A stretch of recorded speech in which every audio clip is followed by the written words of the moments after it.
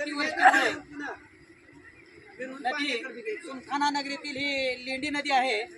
ही लेंडी नदी सोडून 1 एकरच्या बाहेरून प्रवाह हिचा बाहेर पडलेला आहे। स्मशानभूमीच्या लगत पायथ्याशी लगत पाणी गेलेलं आहे। या विहिरीच्या वरून पाणी गेलेलं आहे। तरी ह्या शेतात अनंत पंढरीनाथ वाडकर हा शेतकरी आहे आणि या शेतकऱ्याच्या 1 एकर अंदाजे इतक्या भागातून नदीचा प्रवाह बाहेर पडलेला आहे। तरी ह्या पिकाची अवस्था अशा पद्धतीने झालेली आहे। तर या शेतकऱ्याला संबंधित तहसीलदार साहेब, SDO साहेब, कलेक्टर साहेब यांनी तात्काळ आपली यंत्रणा पाठवून याचे पंचनामे करावे। या शेतकऱ्याला काही ना काही नुकसान भरपाई मिळालीच पाहिजे अशी या सर्वांची विनंती आहे तुम्हाला। आणि या नदीकाठचे सर्व शेतकरी आणि जो ऊस दिसत आहे ती गणपती पंढरीनाथ वाडकर यांचा आहे। यांचं ठिबक पण गेलेलं आहे।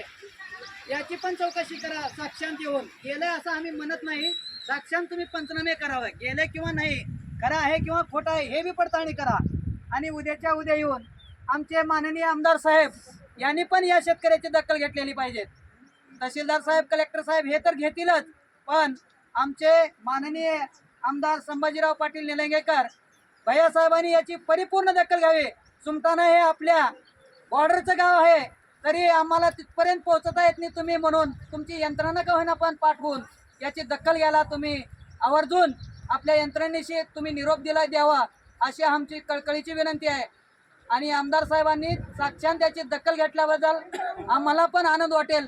तुमची कितीही मदत मिळो, पण शेतकरी हा समाधान तर होईल ना। कमीत कमी सोयाबीन जितकं होतंय जितकं काही भेटत नाही, पण फुल नाही फुलाची पाकळी तरी त्या शेतकऱ्याला आनंद वाटण्यासाठी दिलंच पाहिजे। आणि पोशिंदा म्हणून आपणच सरकार मायबाप आहोत। एवढा अन्याय निसर्गाने केलाय म्हणून तुम्ही पण करू नये। तुम्हाला ज्या परीने करता येतं त्या परीने तुम्ही चौकशी करावी अशी गावकऱ्यांची नम्र विनंती आहे।